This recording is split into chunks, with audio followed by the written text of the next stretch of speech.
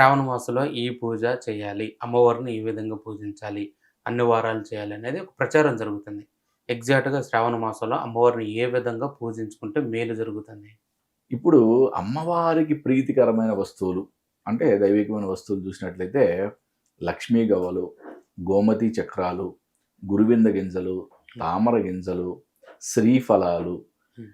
కుబేర కొంచెం అంటే కుబేర కొంచెంలు ఇవన్నీ కూడా మనం వేస్తూ అంటే అవన్నీ కూడా అంటే రూపాయి బిళ్ళలతో వీటితో అన్నిటితో వేస్తుంటే అంటే అన్నీ పొంగి పొర్లుతున్నట్లుగా అంటే మన ఓకే. ఇంట్లో కూడా ధన సమృద్ధిగా ఉన్నట్లుగా భావన అనమాట.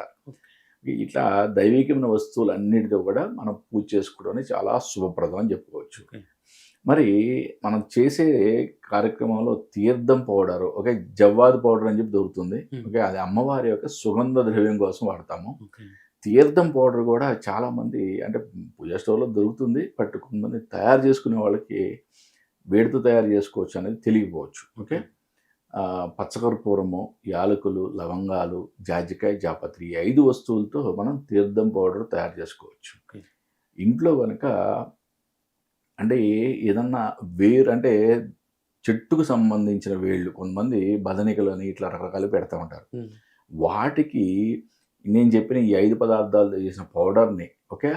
వాటితో పూజించినట్టయితే పూజించడం అంటే నథింగ్ బట్ వాటికి ఆహారం అన్నమాట. ఓకే. ఓకే.